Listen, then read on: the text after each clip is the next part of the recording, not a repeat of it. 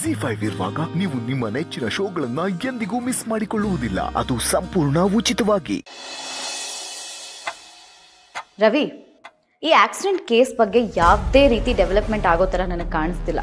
ಅದಕ್ಕೆ ನಾನೊಂದು ಸ್ಟೆಪ್ ತಗೊಂಡಿದ್ದೀನಿ. ಸ್ಟೆಪ್ಪ? ಏನು ಸ್ಟೆಪ್ ಬಂಗಾರ? ಅದು ಏನು ಮಾಡಕ್ಕೆ ಹೊರಟಿದ್ಯಾ? ನಾನು ಈಗಾಗಲೇ ಮುನಿಸ್ವಾಮಿ ಅವ್ರ ಹತ್ರ ಮಾತಾಡಿದ್ದೀನಿ.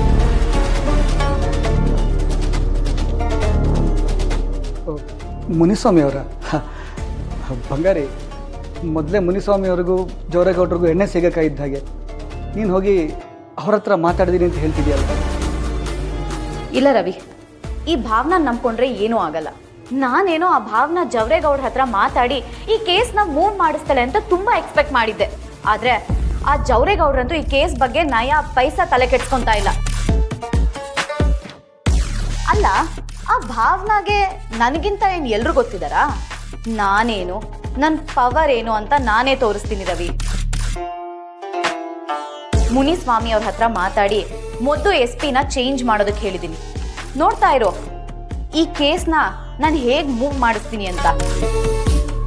ಅಲ್ಲ ಬಂಗಾರಿ, ಯಾಕೆ ಏನೇನೋ ಮಾಡಕ್ಕೆ ಹೋಗಿ ಏನೇನೋ ಮಾಡ್ತಿದ್ಯಾ? ನೀನು ಜವರೇಗೌಡ್ರನ್ನ ಬಿಟ್ಟು ಮುನಿಸ್ವಾಮಿ ಅವ್ರ ಹತ್ರ ಮಾತಾಡಿದ್ರೆ ಜವರೇಗೌಡ್ರಿಗೆ ಕೋಪ ಬಂದು ಮುಂದೇನಾದ್ರೆ ಏನು ಗತಿ?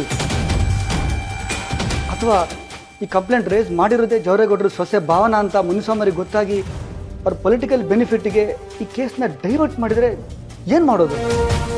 ಹಾಗೆಲ್ಲ ಏನೂ ಆಗಲ್ಲ ರವಿ, ನೀನು ಸುಮ್ಮನೆ ನನ್ನ ತಡಿಬೇಡ.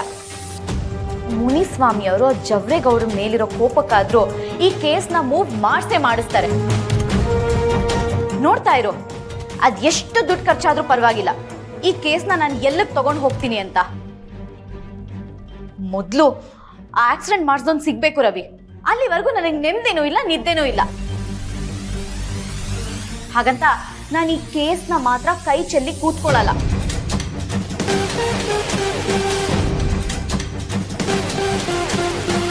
ಅಯ್ಯೋ ದೇವ್ರೆ, ಇಲ್ಲಿವರೆಗೂ ಆ ಸಿದ್ಧನೇ ಆಕ್ಸಿಡೆಂಟ್ ಮಾಡಿರೋದ್ರಿಂದ ಅವ್ರ ಮನೆಯವ್ರಿಗೆ ಯಾರು ಕೇಸ್ನ ಮುಂದುವರೆಗೆ ಬಿಡ್ತಿಲ್ಲ ಅಂತ ನಾನು ಆರಾಮಾಗಿದ್ದುಬಿಟ್ಟಿದ್ದೆ.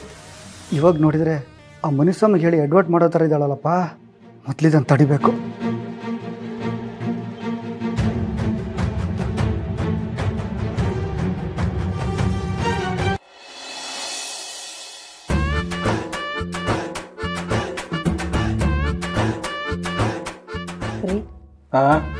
ವಿಷಯ ಗೊತ್ತಾಯ್ತಾ? ಏನು ವಿಷಯನೇ? ಅದೇ ರೀ, ಮಾವ ಆಟೋನ ರಿಪೇರಿಗೆ ಹಾಕಿದಾರಂತೆ. ಅದು ರಿಪೇರಿ ಮಾಡ್ಸೋಕ್ಕೆ ತುಂಬ ಖರ್ಚಾಗತ್ತಂತೆ. ಒಂದು ಹೊಸ ಆಟೋನೇ ತಗೋಬೇಕು, ಇಲ್ಲಾಂದರೆ ಬೇರೆ ಕೆಲಸ ಹುಡ್ಕೋಬೇಕು ಅಂತ ಹೇಳ್ತಾ ಇದ್ರು.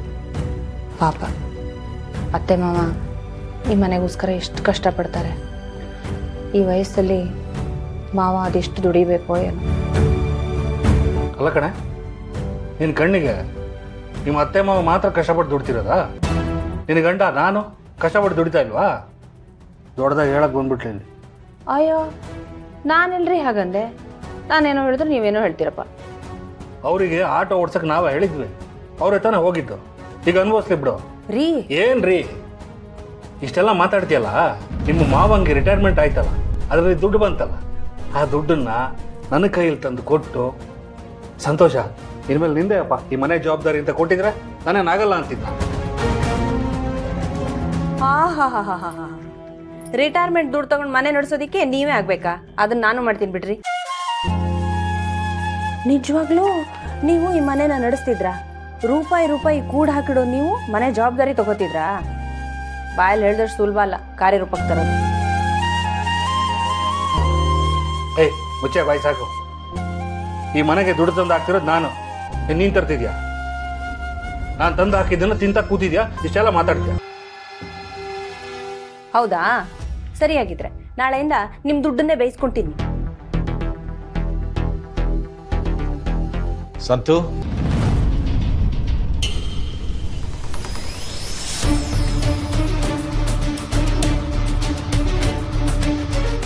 ಒಂದು ನಿಮಿಷ ಬಾಪ. ಹೋಗ್ರಿ.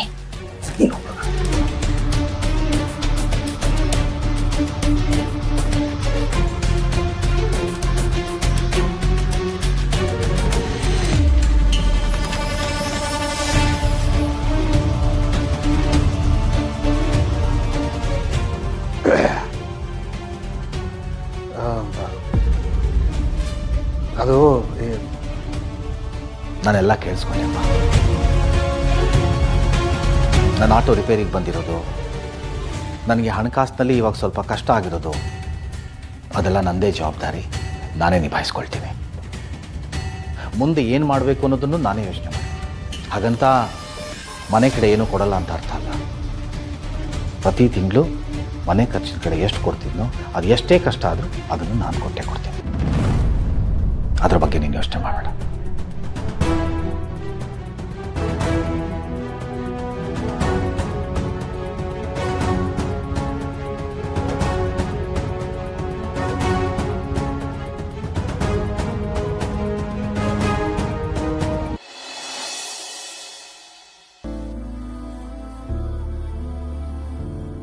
ಅಮ್ಮ,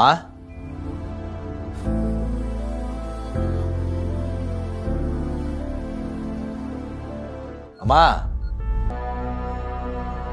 ಏನಿನ್ನೂ ಮಲಗಿದ್ಯಾ? ಸೂರ್ಯ ನೆತ್ತಿ ಮೇಲೆ ಬಂದ. ಈ ಸಂಸಾರದ ಜಂಜಾಟದಲ್ಲಿ ಸೂರ್ಯ ಯಾವಾಗ ಹುಟ್ಟುತ್ತಾನೋ ಯಾವಾಗ ಮುಳುಗ್ತಾನೋ ಏನೂ ಗೊತ್ತಾಗ್ತಿಲ್ಲ. ಅಮ್ಮ, ನಿಂಗೊಂದು ವಿಷಯ ಹೇಳಬೇಕಿತ್ತು.